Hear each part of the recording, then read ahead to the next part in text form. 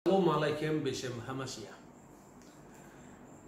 Kali ini kita akan membahas mengenai fakta tersembunyi di balik konsili Nikea yang kontroversial. Konsili ini diselenggarakan untuk menuntaskan menghadapi ajaran Arius. Arius adalah seorang imam, seorang pastor atau pendeta dari Alexandria yang mengajarkan bahwa kana waktun lam yakun fihi, ada waktu di mana dia, artinya Yesus sebagai firman Allah, pernah tidak ada. Gereja gundah menghadapi ajaran ini karena apa? Karena jelas ajaran ini sepintas saja bertentangan dengan kitab suci yang menegaskan bahwa firman Allah atau kalimat Allah itu sesungguhnya adalah Allah. Dalam praeksistensi firman Tuhan atau logos ilahi itu tentu adalah Allah sendiri. Maka kalau ada waktu di mana firman pernah tidak ada, berarti ada waktu tertentu Allah ada tanpa firman-Nya. Maka gereja tentu akan merumuskan bahwa firman dan Allah itu sama-sama kekal. Berbeda dengan apa yang diopinikan publik selama ini, khususnya publik modern, bahwa seolah-olah konsili Nikea itu muncul tiba-tiba atas desakan kekuasaan atau tangan besi kaisar yang memaksakan bahwa Yesus harus menjadi Tuhan. Bahkan ada yang mengejek bahwa Yesus baru dilantik jadi Tuhan di konsili Nikea. Dan macam-macam opini liar seperti itu karena memang tidak didasarkan atas bukti-bukti sejarah primer, sekedar opini liar. Jadi dibutuhkan waktu sekitar 7 tahun untuk menghadapi kontroversi kaum Arian ini. Pertama-tama tahun 318, Patriark Alexander dari gereja Alexandria mengundang satu sidang sinode lokal. Kalau konsili itu lebih besar.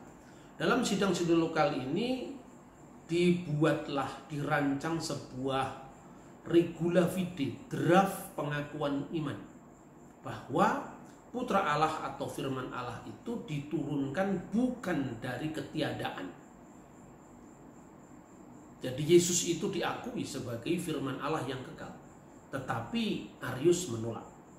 Konsekuensinya karena ini adalah gereja yang universal tentu saja, maka dia harus mendapat sanksi, yaitu diekskomunikasi, diberi kesempatan apabila dia mengubah pendapatnya atau bertobat. Tetapi Arius melakukan keonaran, kegaduan di kalangan rakyat, sehingga pada tahun 318 dia terpaksa harus meninggalkan Mesir. Dia menuju ke Kaisaria, dan dalam pendekatannya dia selalu melakukan tebar pesona, posisikan dirinya sebagai seorang yang tertindas hanya gara-gara dia mengatakan bahwa Allah itu esa, bahwa Bapa itu satu-satunya Allah yang esa, dan Yesus itu lebih rendah dari Bapa. Sebetulnya tanpa lebih dalam memahami, karena Arius memahami Kristus itu seperti pemahaman filsafat Yunani, di mana dalam filsafat Helenisme itu adalah pandangan emanasi, bahwa segala sesuatu itu mengalir dari Tuhan, mengalir dari esensi awal yang disebut theos. Maka aliran yang pertama, pengaliran yang pertama, atau bahasa Jawanya deleweran yang pertama, itu tentu lebih rendah daripada yang mendelewerkannya atau yang mengalirkannya. Begitu juga emanasi kedua, begitu juga emanasi ketiga. Semakin jauh maka dia semakin rendah daripada emanasi sebelumnya dan sumbernya Tuhan tadi. Inilah sebabnya kenapa Arius gagal memahami keesaan Allah. Yang disangkanya esa itu sebetulnya bukan Allah yang esa. Itu sebetulnya pandangan Tuhan Yunani, Tuhan filsafat Yunani, khususnya Helenisme. Nah, saudara-saudara, tahun 320 kemudian dia berhasil meyakinkan uskup-uskup Bitinia untuk mengakui pandangannya. 322 dia meyakinkan para pemimpin gereja di Kaisaria atas dukungan sejarawan Eusebius dari Kaisaria yang terpikat dengan ajaran Arius karena dia menyangka bahwa apa yang diajarkan Arius seperti yang diajarkan pengakuan iman lokal di gerejanya di Kaisarea. Itu yang terjadi prakonsili Nikea. Untuk menghadapi itu, maka sikap Konstantin kadang-kadang berubah-ubah. Tatkala meletusnya kontroversi antara Arius dengan patriarknya, itu Patriark Alexander, dia rencananya dari Makedonia dia akan meneruskan perjalanannya ke benua timur, yaitu ke Alexandria, tetapi dia membatalkan rencananya setelah dia menempuh separuh perjalanan karena mendengar berita yang tidak mungkin mestinya harus kudengar di telingaku. Artinya dia merendahkan pembahasan teologis. Seorang kaisar yang hanya menekankan bahwa semua harus aman dengan pendekatan security-nya. Itu yang sikapnya Konstantinus. Jadi Konstantin Agung bukan orang yang digambarkan seperti dalam film Da Vinci Code, seolah-olah memaksakan dengan tangan besi bahwa Yesus harus jadi Tuhan. Dengan demikian pemujaan kepada dewa-dewa pagan masih diteruskan dengan baju Kristen. Itu sama sekali jauh dari kebenaran. Tahun 325 awal diadakan prakonsili di kota Antioquia. Jadi seperti kongres saja perlu ada prakongres. Jadi artinya bukan serta-merta langsung muncul konsili Nikea. Sama pada saat terjadinya konflik ini di Alexandria diadakan sidang lokal. Maka di dalam prakonsili di Antioquia itu disiapkan juga sebuah draft pengakuan iman atau regula fide atau kanun al-iman. Yang intinya adalah bahwa Yesus Kristus tidak dilahirkan dari tiada, ex nihilo, dari ketiadaan, tetapi dia berasal dari substansi Allah, sang wujud yang disebut Bapa. Nah, dalam konsili ini ada 3 orang yang menolak dalam prakonsili ini. Yang pertama adalah Narsisus dari Neronias, yang kedua Theodorus, dan yang ketiga tentu saja adalah Eusebius dari Kaisarea. Maka waktu itu gempar. Karena apa? Karena seorang sejarawan kaliber dunia ternyata dia mendukung ajaran Arius. Tetapi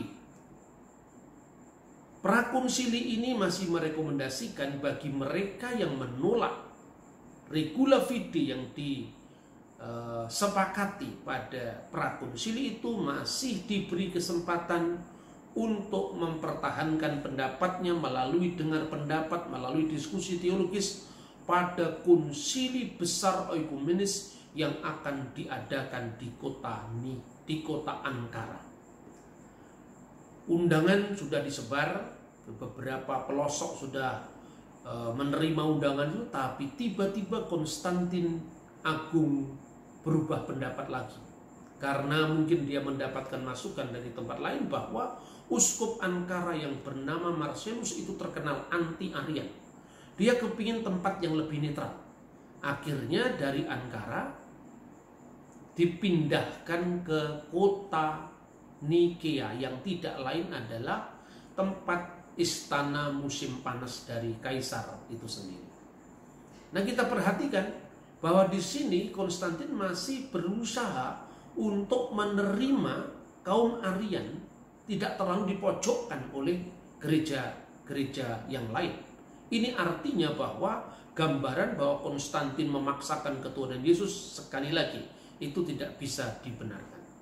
Lalu konsili ini dihadiri oleh 318 peserta. Ingat, ini gereja belum mengalami skisma atau perpecahan.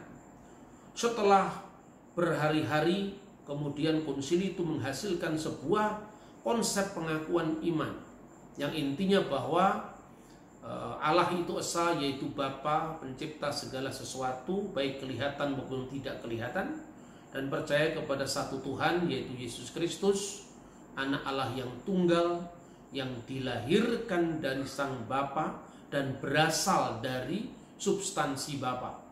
Allah dari Allah, terang dari terang, Allah sejati dari Allah sejati, dilahirkan dan tidak diciptakan. Dan seterusnya, lalu aku percaya kepada Roh Kudus. Baru kemudian di dalam akhir dari pengakuan yang draftnya dirumuskan oleh pengakuan Nikea itu, kemudian dirumuskan anatema. Jadi keyakinan seperti apa yang dinyatakan salah oleh gereja. Dan ini bisa dibaca di hampir semua buku-buku sejarah ya. Antara lain ini adalah mengenai laporan 7 konsili, ya 7 konsili ekumenis menurut pandangan gereja Kalsedonian yang terbitkan oleh Hendrickson Publisher, dan ini adalah penerbit Protestan. Lalu kita juga bisa melihat bahwa ini adalah laporan dari konsili-konsili ekumenis, termasuk pasal-pasal yang ditetapkan di konsili Nikea. Ini diterbitkan oleh Holy Cross Theological Seminary dari gereja ortodok. Ya, artinya bahwa semua gereja sebelum perpecahan mengakui ini, baik itu Protestan, ya, Katolik atau gereja ortodoks, semua sepakat tentang ini. Kemudian setelah diungkapkan bahwa aku percaya kepada Roh Kudus, ini saya membaca dari teks sejarah gereja, ya, juz kedua, ya, Tarik Al-Kanisah juz As-Sani, tentang Majami' Al-Maskuniyatul Awal, ya, wa Gajawat Al-Kubra. Ini diterjemahkan oleh Abuna Maurice Yukarin, diterbitkan di Mesir, ya, pada tahun 1967, kemudian pada halaman 15. Ini bunyi tentang anatemanya seperti ini. Innalladzina yakuluna kana waktun lam yakun fihi. Dan kepada mereka yang mengatakan ada waktu di mana dia pernah tidak ada. Dia di sini adalah firman Allah, pernah tidak ada. Wa qabla ayyullada lam yakun. Dan sebelum dia dilahirkan dia tidak ada. Wa qad kulika min al-adam, waqad kulika min adam, dan sebelum dia diciptakan atau dia diciptakan dari Adam, ketidakadaan, ex nihilo, ya.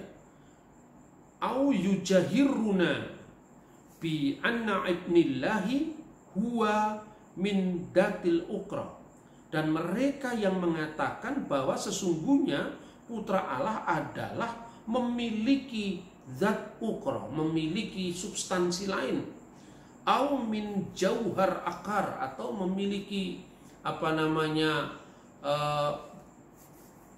hakikat yang lain, au innahu makhluk, atau dia adalah seorang makhluk, au qabila lil takir, dia mengalami gaya perubahan, wal fasad, dan kerusakan. Jadi firman Allah itu bisa mengalami takyir, perubahan atau kerusakan. Padahal ini bicara tentang substansi ilahi bersama dengan firman-Nya dan tekanannya pada firman-Nya. Maka kemudian dirumuskan di akhir itu adalah wa innal kanisah katolikiyah wa rasuliyah tahrimuhum. Maka gereja yang Katolik, yang yang universal dan yang rasuli mentahrim atau menganatema mereka. Jadi ini intinya konsili Nikea. Kemudian apa yang terjadi?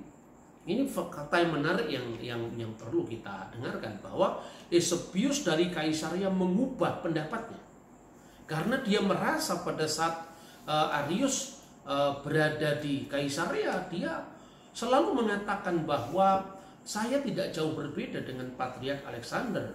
Yang saya lakukan, saya hanya menekankan bahwa putra Allah itu lebih rendah dari Bapa, dan bahwa putra Allah itu merupakan yang pertama-tama dari yang sulung dari segala yang diciptakan Allah. Nah, kalau itu yang disampaikan kepada Eusebius, tentu itu hal yang sama yang diyakini oleh gereja. Karena memang Yesus disebut sebagai yang sulung dari segala yang diciptakan. Bukan berarti dia adalah bagian dari ciptaan. Karena kata Bechor dalam bahasa Ibrani itu menunjukkan kesulungan tidak hanya dalam pengertian yang lahir pertama kali. Hak kesulungan dalam budaya Ibrani bisa berarti khususnya adalah memiliki kedudukan yang lebih. Ya, hak sulung misalnya dia menjadi pemimpin mesbah keluarga, berhak menerima berkat orang tuanya, dan memiliki kehormatan daripada yang lain. Makanya ada ungkapan Yakub berebut hak kesulungan dengan Esau. Tentu tidak bisa ditafsirkan dalam makna budaya di luar Israel. Itu yang dipahami gereja.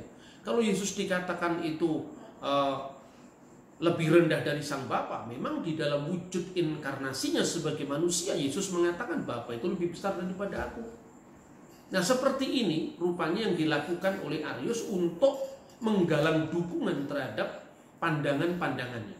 Tetapi setelah Eusebius menyadari, kemudian pada konsili itu Eusebius mengemukakan pendapatnya yang dipresentasikan di konsili, dan ini ada dalam catatan ya yang bicara tentang konsili Nikea tahun 325, di mana Eusebius mengatakan begini rumusannya kira-kira kalau saya terjemahkan: dan kami percaya kepada satu-satunya Allah yang sejati, Bapa yang Maha Kuasa, pencipta segala sesuatu yang kelihatan maupun yang tidak kelihatan, dan kepada Tuhan Yesus Kristus yang adalah firman Allah, Allah dari Allah, terang dari terang, hidup dari hidup, dan anak yang tunggal yang pertama, yang sulung dari segala yang diciptakan Allah. Tetapi kesulungan ini tidak dipahami sebagai makhluk, karena Eusebius mengatakan dan dilahirkan dari sang Bapa sebelum segala abad, bahkan olehnya segala sesuatu telah diciptakan, dan kemudian menjadi manusia demi keselamatan kita, telah turun dari surga seperti pengakuan iman Nikea pada umumnya. Kemudian yang terakhir dia juga mengatakan kami percaya kepada Roh Kudus. Kami percaya bahwa tiap-tiap dari Bapa, Putra, dan Roh Kudus itu berbeda. Makanya jelas sekali ini dalam liturgi gereja dipertahankan sampai sekarang. Wahidu huwa Abul Qudus, wahidu huwa Ibnul Qudus, wahidu huwa Rohul Qudus. Jelas ini ada dalam liturgi. Satu Bapa yang kudus, satu Putra yang kudus, satu Roh yang kudus, dan ketiganya adalah Esa. Dan di akhirnya Eusebius mengatakan sebagaimana yang dikatakan dalam Injil, seperti yang Kristus katakan, pergilah ajarlah semua bangsa menjadi muridku dan baptiskanlah mereka di dalam nama Bapa dan Putra dan Roh Kudus. Jadi saudara-saudara, apa yang terjadi? Kemudian konsili Nikea menganatema Arius dan membakar satu bukunya, yaitu yang berjudul Thalia. Dan kemudian Arius dibuang. Konsekuensinya di anatema itu adalah dia harus diasingkan. Tetapi saudara-saudara, rupanya konsili ini belum meredakan perdebatan teologis, karena pengikut-pengikut Arius, khususnya Eusebius dari Nikomadea, ini berbeda dengan Eusebius dari Kaisarea. Ini orang yang cukup disegani di gereja-gereja berbahasa Yunani. Dia tetap memperjuangkan, membuktikan bahwa ajaran Arius itu benar.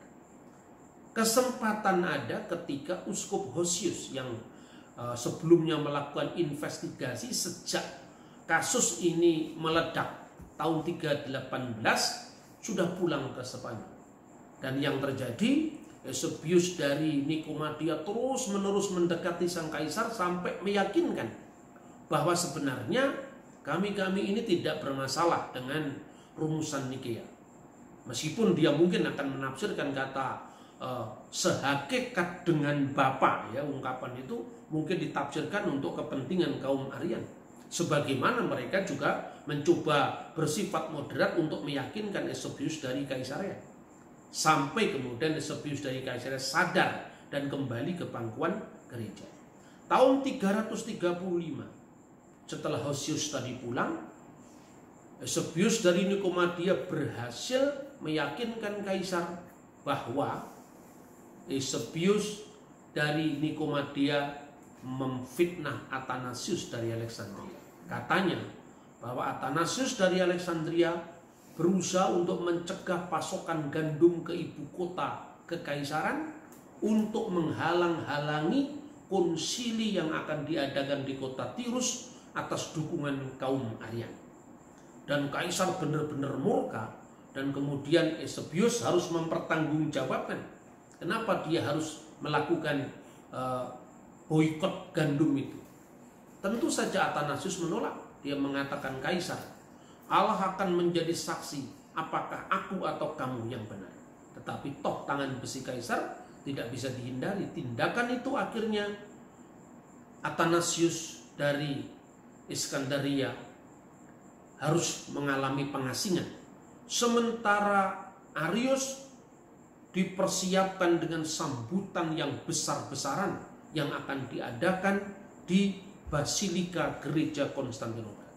Dia sudah sadar bahwa Athanasius tidak akan mau mengembalikan jabatan keimamatan Arius. Untuk itu, dia mengeluarkan surat perintah agar Patriark Konstantinopel yang bernama Alexander harus mengesahkan kembali jabatan Arius. Menurut catatan sejarah gereja, dalam hal ini Makarios yang mengatakan, Makarios itu adalah seorang wakil dari gereja Alexandria ketika Athanasius dibuang. Dia melakukan tugas-tugas sebagai mewakili Athanasius dalam mengelola gereja Alexandria yang sekarang disebut gereja Ortodok Koptik. Kemudian yang terjadi, Patriark Konstantinopel dia masuk ke ruang doanya, dia berdoa minta keadilan kepada Tuhan. Dan ketika itu para pendukung Arius sudah tiba di gereja, di pintu gereja itu ditutup atau gerbangnya dikunci, ditinggal berdoa sampai esok harinya, yaitu hari Minggu pada saat mau kudas atau liturgi suci. Pintu gerbang masih tertutup. Di sanalah sebetulnya Arius menggunakan kesempatan itu untuk berapi-api berbicara kepada publik bahwa ajaran dia benar dan Kristus itu hanyalah seorang ciptaan. Tiba-tiba satu peristiwa yang ajaib terjadi. Demikian tulis Athanasius, bahwa tiba-tiba dia harus pergi ke sebuah toilet di dekatnya tempat yang disebut Konstantin Forum. Nah, di sana kemudian tidak keluar-keluar sampai kemudian didapati bahwa Arius mati di kamar mandi. Sejak saat itu maka Arianisme tidak lagi berkembang. Arianisme mati karena pemimpin besarnya mati di kamar mandi. Apakah Athanasius bersuka atas kematian Arius? Dia justru terharu, tetapi dia mengatakan bahwa Tuhan sudah menjawab doa dari Patriark Alexander. Jadi itu yang terjadi sebenarnya pada Konsili Nikea tahun 325 Masehi. Lalu fakta tersembunyi apa yang ada di balik Konsili Nikea? Saya katakan ada. Fakta tersembunyi itu adalah kematian Arius di kamar mandi. Dan itu jarang dibahas, bahkan sangat asing di khotbah-khotbah di Indonesia, tidak pernah dibahas. Orang Indonesia kalau belajar sejarah gereja itu tidak hanya sambil lalu tapi sambil lari. Karena apa? Sejarah gereja ini sudah berlangsung hampir 21 abad. Tetapi abad pertama dari zaman Rasul, muridnya Rasul, murid dari muridnya Rasul, itu hanya dilewati sampai abad 16. Konflik Katolik Protestan itu diberikan porsi yang mendominasi. Akibatnya kita ini tidak lagi mengenal akar sejarah kita, lebih-lebih akar apostolik ajaran gereja. Catat, fakta yang tersembunyi di belakang Konsili Nikea yang kontroversial, matinya Arius di kamar mandi. Semoga pelajaran sejarah ini bisa melengkapi kita, mencerahkan kita untuk hati-hati di dalam menentukan sikap kita. Tuhan memberkati kita. Shalom Aleichem, Beshem Hamashiach.